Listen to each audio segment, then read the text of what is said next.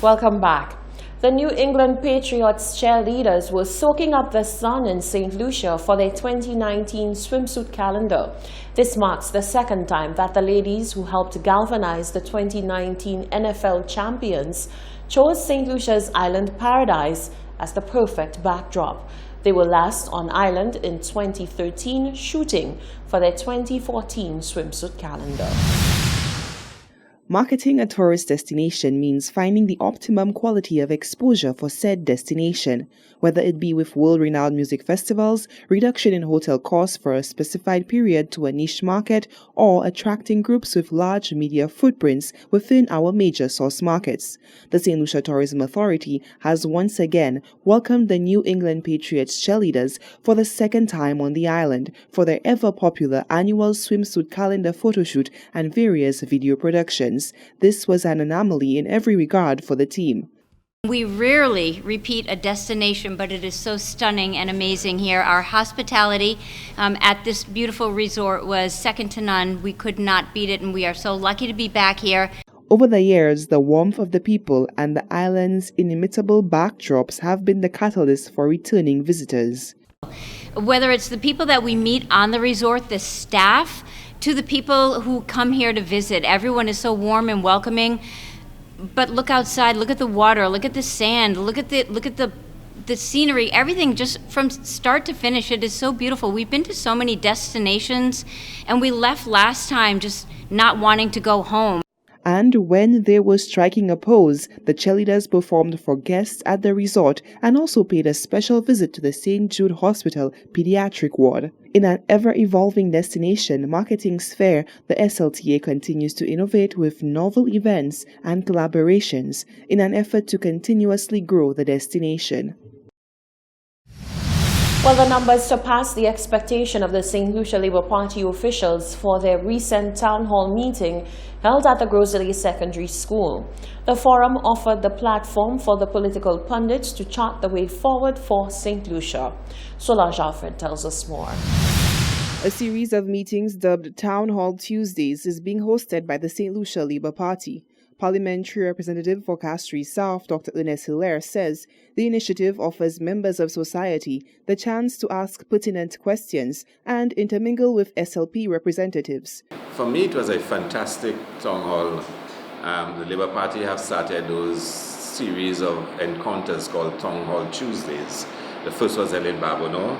Last night was Groseley. The next would be in Castries, where we basically make a couple of presentations to the community and we take in questions and interact. Dr. Hilaire praised the opening which the Town Hall Tuesday created for the St. Lucia Labour Party to indicate their policies for the future. A critical point of discussion was the creation of a youth economy, says Dr. Hilaire. It's also an opportunity for us to start outlining some of the plans that we will have for the future Labour Party government. And last night, Honourable Philip J. Pierre, the leader of the opposition, spoke. He spoke about creating a youth economy as a feature of the Labour Party. And for us, the focus on the youth economy will be a central element of our manifesto. I also spoke about the CIP and some of the changes that we are going to repeal when we get into government.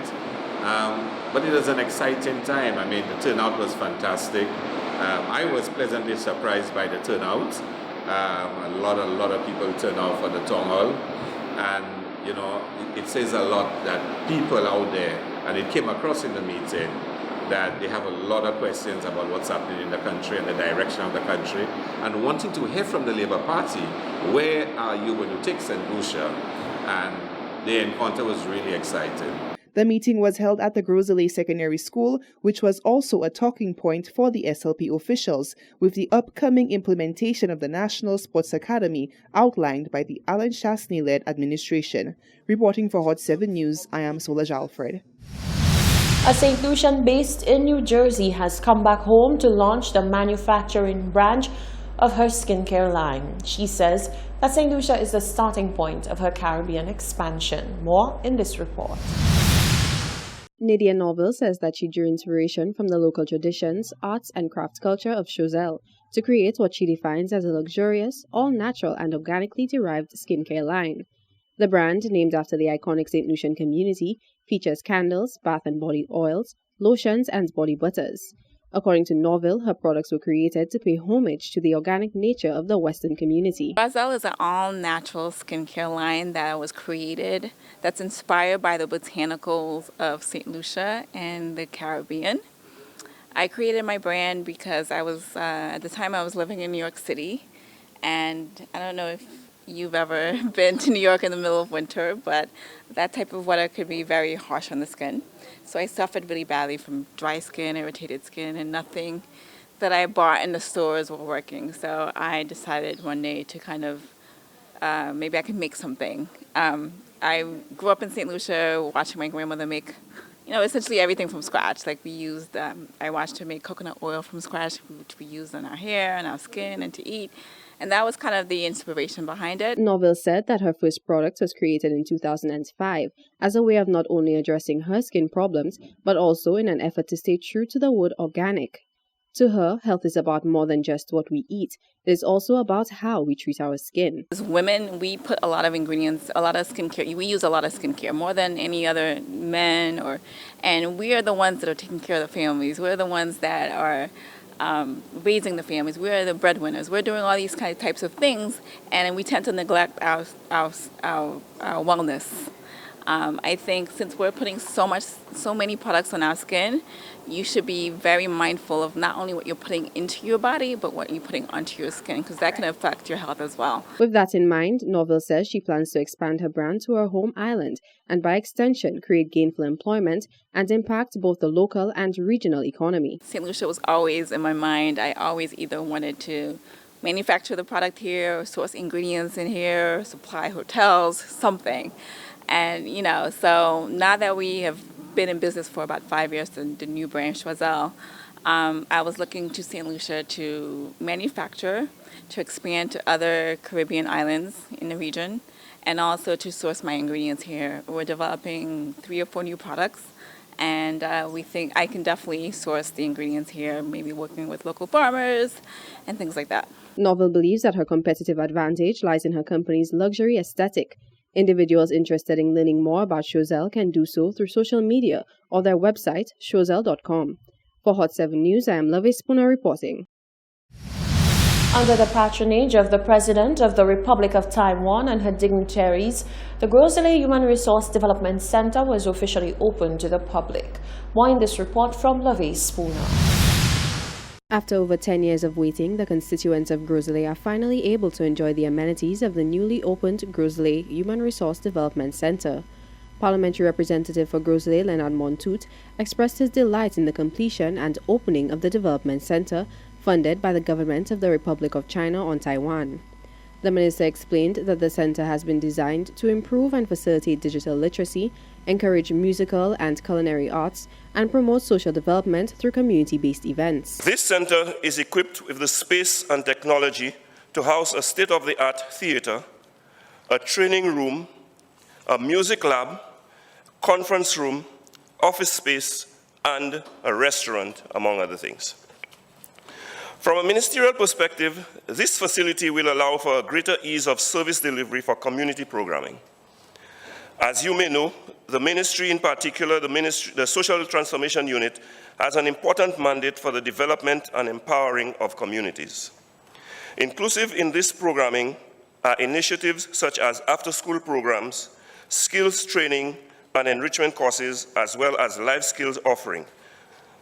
I am sure that new programs will emerge as time goes on, much to the benefit of the residents of Groseilliers and beyond. Housed in the development center is also a theater named after renowned national poet, writer, actor, critic, and one of the youngest award-winning literary artists, Vladimir Lucien.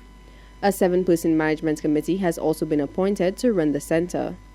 Straying from his written remarks, Montoute addressed the present guests, saying that he has kept his promise made to his constituents during the election campaign. If there was one project that I wanted to ensure that I fulfilled, it would be the opening of this center.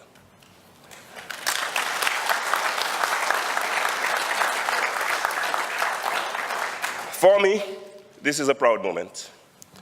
I say so because on behalf of the people of the constituency of Groseilliers, I envision great things to come from this center. The President of the Republic of China and Taiwan, Her Excellency Tsai Ing-wen, explained that many more projects like this one will be undertaken to bolster economic growth in St. Lucia.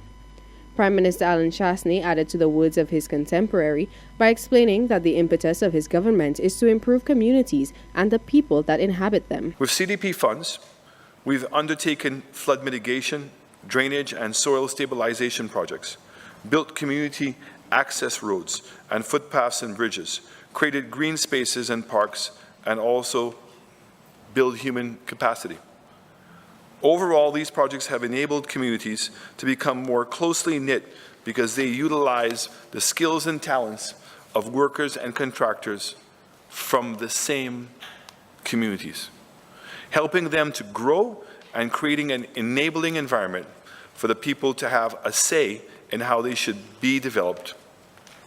In so doing, our people now have a voice and a stake in their own development, which will, in the long run, result in pride in themselves, their communities, and more importantly, their country.